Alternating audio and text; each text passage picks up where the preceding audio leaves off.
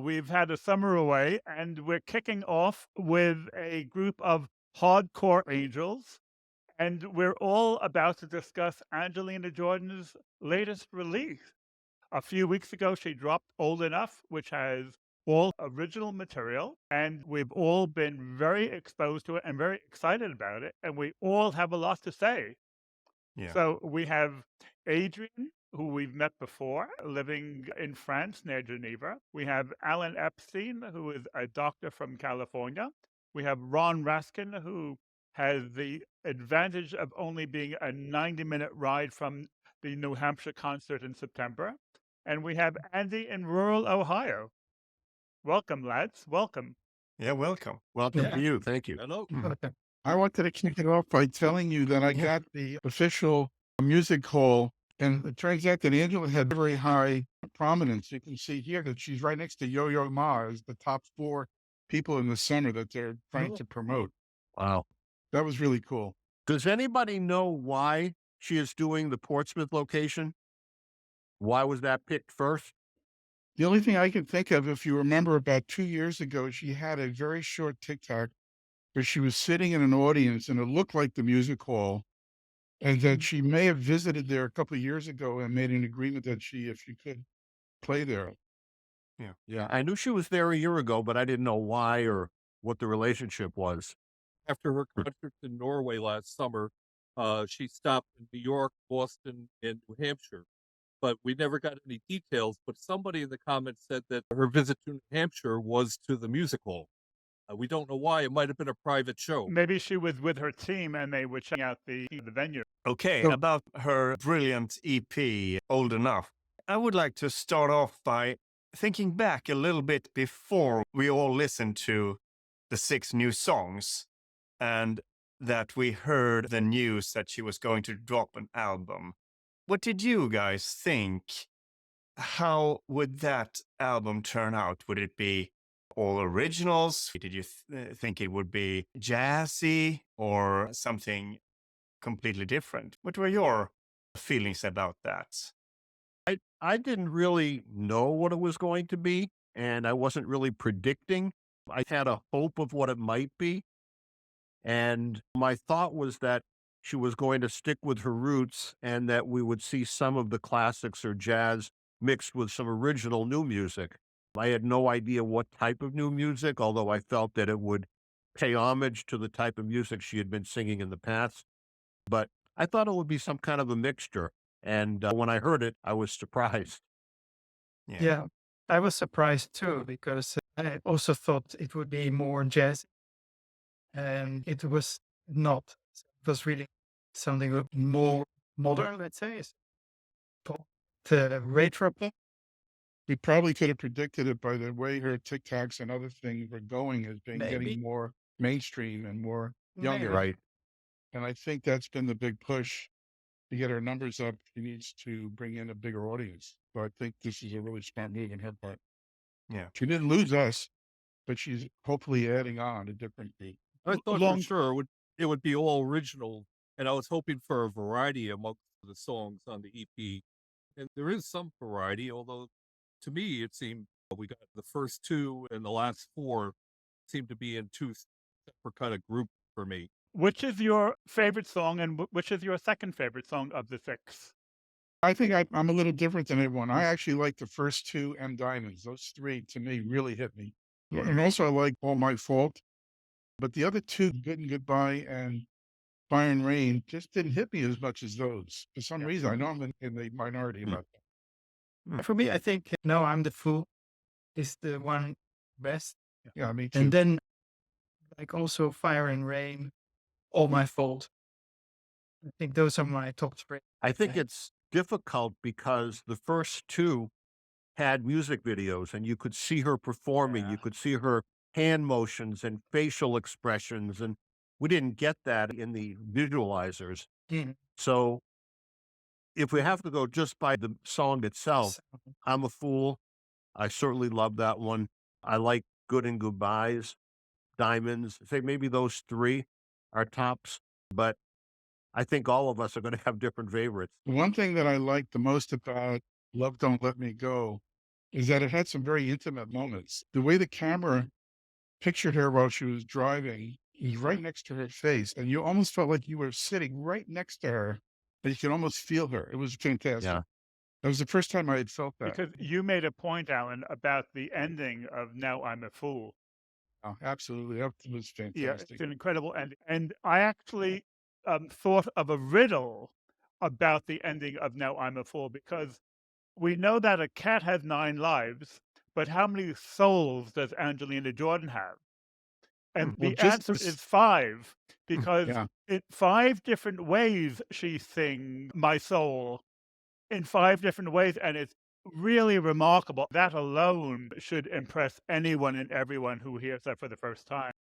Yeah, I just called to let you know it is my soul. It is my soul. Yeah, it hurts my soul.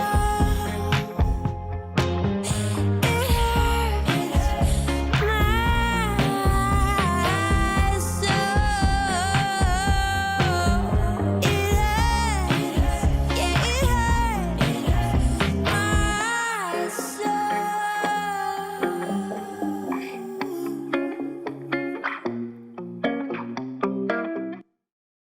First of all, when you say you hurt my soul, that's a very unusual saying. It's usually hurt my feelings. When she said Right. hurt my soul, that's a whole different way of looking at it and feeling it. That really touched me. That was beautiful. And the way she did some of those where the word soul was so soft. Yeah. It faded into the music. That was just magical, I thought. Really magical. Yeah.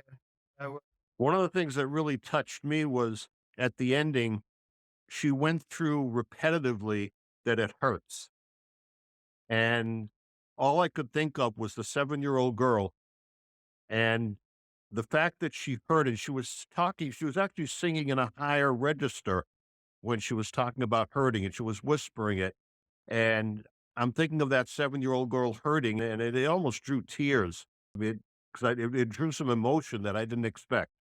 That's because we all feel like parents to her. Yeah. Yeah. You don't want to see her hurting ever. They didn't want to see I her think hurt. we were all surprised about the direction of the EP because we weren't expecting that. But none of us are anywhere near the music industry and how it works. And in hindsight, we can see the nature of people who are in marketing is that they're 6 or 10 steps ahead of us in terms of what they're anticipating, what they're expecting, and also reading the audience. She has moved in a pop direction while at the same time being true to her roots.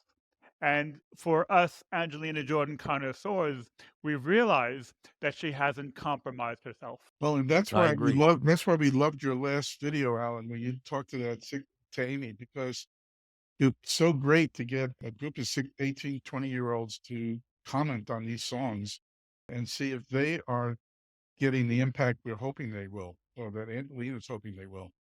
Yeah. I think that they're going to get more impact from the ones that don't have the videos at this point. The last grouping that I think Andy referred to of 4 songs, which are more current and probably hit a younger audience. The first 2 can go either way probably, but they certainly hit us. Yeah, it's a very remarkable way they have done the instrumentation on some of the songs. It's almost like cutting edge, modern sounding, and it's a beautiful sound they've put together. I was so surprised because the originals that Angelina has produced prior to this album have been very stripped down, only a cello and a piano. And this time, they really did a wonderful work with the sound of everything. And it's a little bit like her voice, very layered. You can hear different things in the instrumentation each listen you do. And that's remarkable, I think.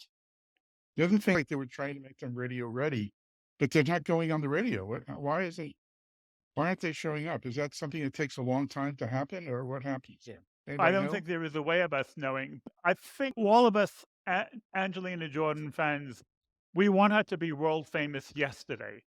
I think Now, I think you're the only one, Adrian. You're the only That's one. okay. Okay. The long plan probably is being controlled by her family, and they're very wise because their priority is not her worldwide fame, but it is her long-term happiness, which means It's her her well-being. yeah, her emotional integrity. And if her emotional integrity is compromised, then her music will not be as good. So that's a package. People who know her well realize that. A lot of people not if they don't know her well. I think we learned one important point is that she's not going to be going to college because she started talking about the world tour very soon. So obviously she's not going to continue her education, which I'm a little sad about, but I certainly understand the pressures that she is anxious to get out there, and education would just be another way of slowing her down. If you're a professional tennis player, you only have a career which is 5 or 8 years long, and then you have to have another profession. But with Angelina Jordan, it's a whole lifetime. Yeah. There's another thought as to why she's not being promoted heavily now. Andy and I have talked about this, and it has to do with the fact that up to now she's just introduced the EP, but she has a full album coming sometime in the fall. And it may be that Republic is waiting for the album to come out on the world tour to really begin to promote her. That makes sense. There's no reason to rush. When you have a talent like Angelina, there's no reason to rush. Yeah, absolutely. There's no reason for us because she will have a long career. Alan said it's not that she has to do everything in 10 or 15 years. So she's still young and she can. I think it's better for her. I saw a reaction today with Soul Session Sundays. Do you know her? Oh, yeah. She was saying this may come off as a little bit selfish, but I don't want the world to find out about Angelina. And I can understand what she's getting at there. I don't want Angelina to take too long to get there because I want to be here to see her. That's a point, yeah. Yeah, but the better point, Yeah. Ron, is that we get to see her in a small venue. That's much better. Right. That's right. much better than in a stadium, 50,000 people. You Yeah. got that in the 60s, a lot of like folk artists like Bob Dylan might go to a club and perform for 100 people. Yeah, Joan Baez and Joan Collins. Exactly, yeah. The one thing I wanted to comment about the EP is that she does a technique in there which I never heard her do, and I've never heard anybody else ever been able to do it. And it's consistently through the first 2 songs and a little bit in Diamonds and 2 of the others. And that is she's able to, at the end of each word, not only put a vocal fry, but also put a vibrato on it. She makes the 2 together. Yes. I've never heard anybody ever do that. And it's so effective and very difficult. I don't know how she does it. It's like a new technique. What I found really surprising, as everybody did, is in Diamonds when she quote unquote rapped.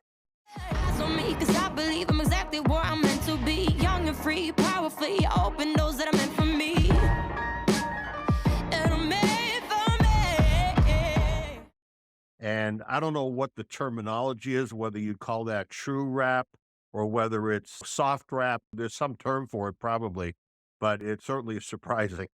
I think they call it melodic rap because it's in a sing song. It's not a flat like rap. It's in a spoken voice. It was spoken, but it had a melodic flavor to it. It was moving up and Mhm. down. I was watching a rapper react to her, and that song Diamonds was recommended to him, and he was totally unprepared for when she started rapping, and it sort of catapulted him out of his chair. And he said, okay, I've been set up for this moment. Young and free, powerfully, open doors that are meant for me. No, absolutely not. Angelina did not just start rapping. Absolutely not. What? This is why you guys wanted me to do this. This is why you wanted me to do this. He's the one in Pontus's video with the compilation of reactors for I Put a Spell on You. And Omizi jumps out of his chair and screams, she's not from this planet. I told you that's where we started talking about cosmology initially. There was a reason there. Where the hell did she come from? That's what I like to know. Well, How many million light years? I think in Greek mythology, they would call her a siren. And one thing that is also very striking is the lyrics in all of the songs, really, but especially some of them. they're really, really good lyrics. And I'm so curious to find out what Mary's role in this, if Makes she sense, has right. some kind of collaboration. They must have talked about lyrics and poetry during all these years. That's really, really Maybe interesting. when Sarah publishes her 1,000-page book, maybe something Yeah. like that will come out in the book. Angelina did tell us on her listening party that all these songs that come from her library of journals that she has written through the years. I think Mary was just a general influence on Angelina. I would doubt that she would edit Angelina's journals, but who knows? It reminds me of something that happened to me when I was very young. My very first science paper I wrote, I think I was in 5th grade. And I only had one uncle who was academic, and he was a surgeon. And I thought I wrote this fantastic article, and he took it and just ripped it apart. And it really damaged me. It just destroyed me. And then I realized, wow, he did me a big favor to show me how much farther I really need to go to get good at what I'm Yep. doing. Wow. And I can imagine, and it was a very important point in my life. And I wonder if Mary has done something like that with Angelina. I can't imagine she Yeah, wouldn't. He must be a mentor to her. just the way she carries herself, I consider her to be very, very wise. Apart from her artwork and her poetry, there's some sort of Arabic wisdom that she has to her, the way she holds herself. Well, the other thing that I just so appreciate and think is so unique and different is her confidence. You don't see an individual who is 17 years old or even younger like she is having the confidence she has in herself. I don't see it in my profession. Most kids are just terribly insecure until they get way older. That confidence, I mean, when she was 13 and singing Bohemian Rhapsody, you didn't have a hint of any kind of being scared or not, just being totally relaxed and almost in a trance. It was amazing. I found that her confidence has evolved. I think going back, looking at her singing, even when she was 7 and 8 years old, her confidence on stage was always there. Yeah. But socially or speaking with others in interviews, she was very reticent, at that time. I've only seen her more come out of her shell socially the past year or two. When you see her on Instagram or TikTok and she's talking with you and interacting, she didn't do that before. Yeah. She was not comfortable. Especially her listening party she just had. I was blown away at how well spoken she was. Yeah, she has Yeah. changed. She has changed. Yeah, she wasn't that easy in speaking. And you could see that even in the concert in Norway, when she was just speaking in between the songs, it was sometimes a little hesitant, or she was easily distracted also by the public. But then as soon as she started, she was again in her work. Right. It was just fabulous. And that transition is really remarkable. Because she started singing so young, she understands from a very, very young age, she was a singer. That was like part of her identity. And because she's so comfortable with that, and because she understands this is who she is, it's like a little girl growing up to be a mother.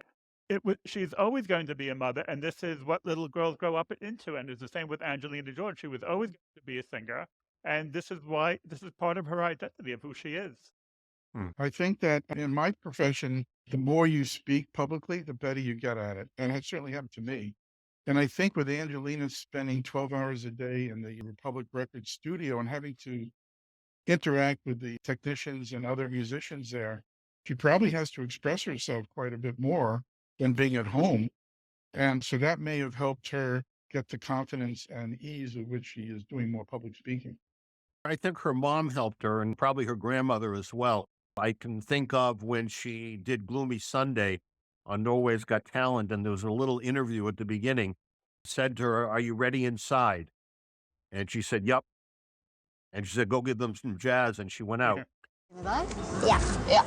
Ok. Gå ut og gi dem jazz.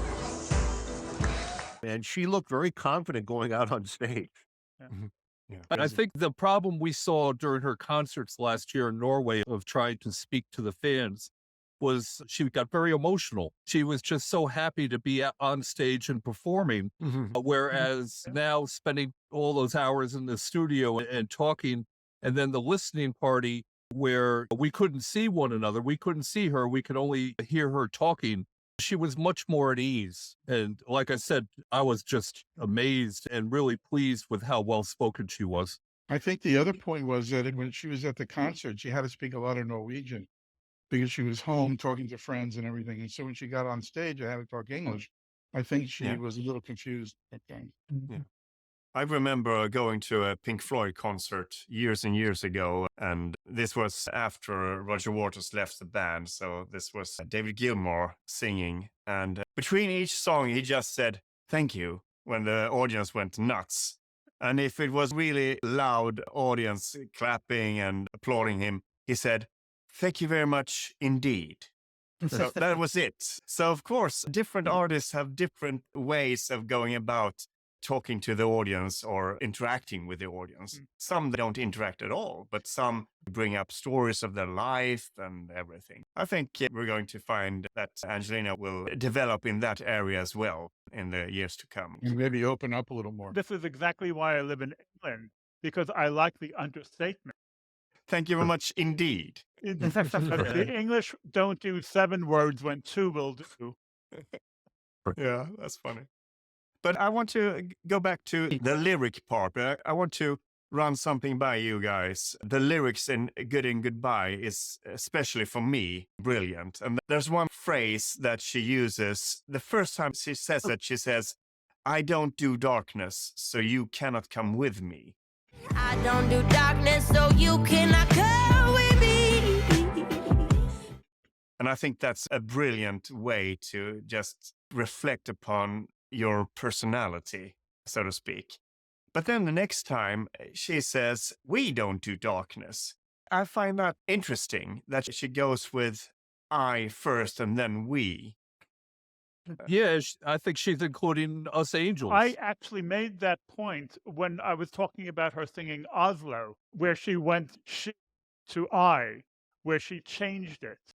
But in this case, when she goes from I to we, maybe it's a way of her saying, "This is how I am. And if you want to accompany me, then you need to be really with the same worldview and the same outlook that I have."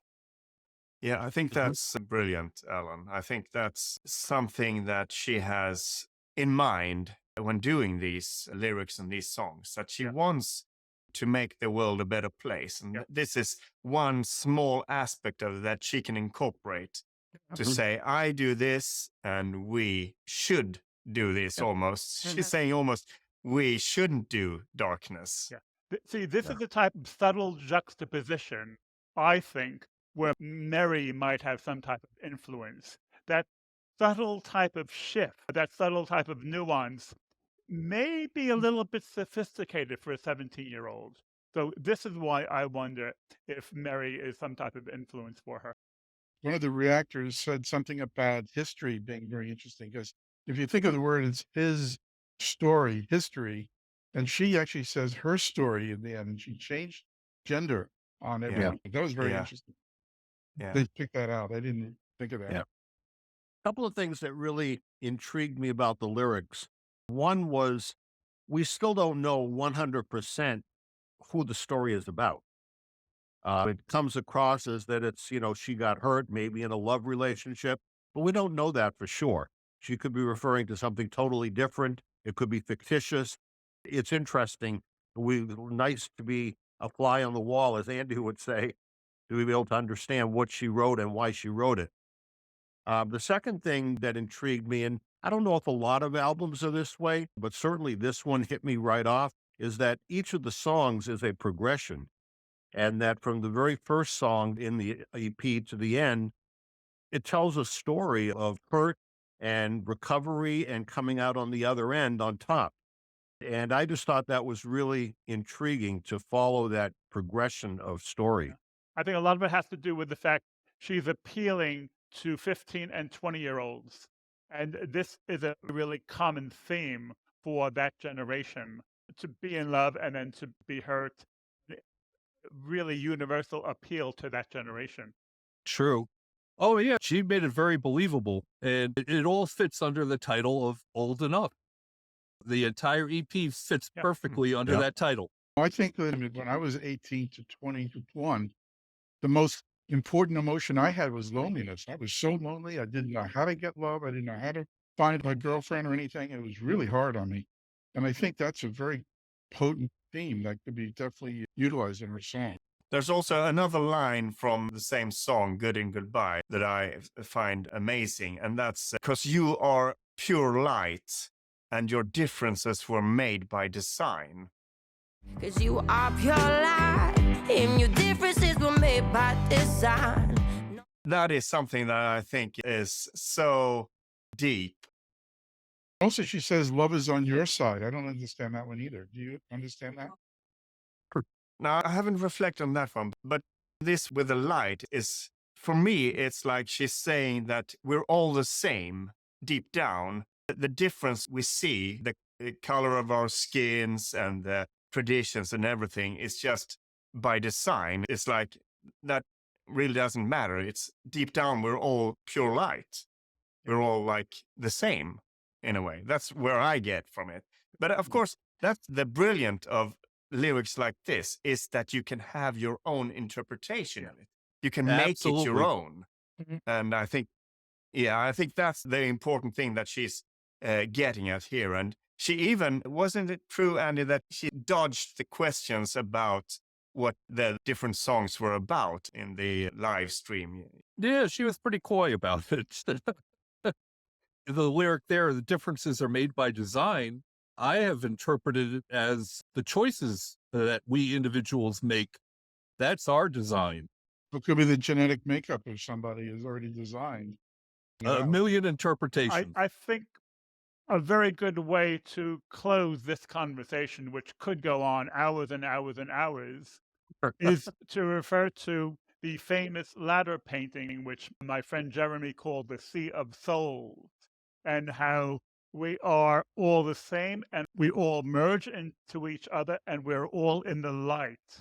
That image of that painting captures a lot of what we were just describing, that we are almost like a homogenized human race all together, and that we all are little points of light, each one of us. Here's another thought.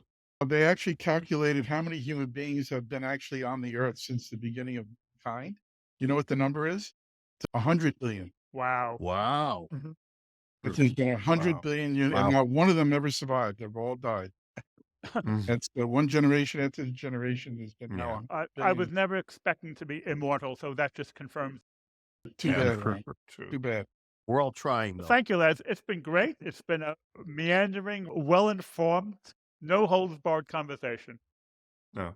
Should we end it all with saying an Angelina bye? 1, Bye. 2, 3. Bye. Bye. Bye.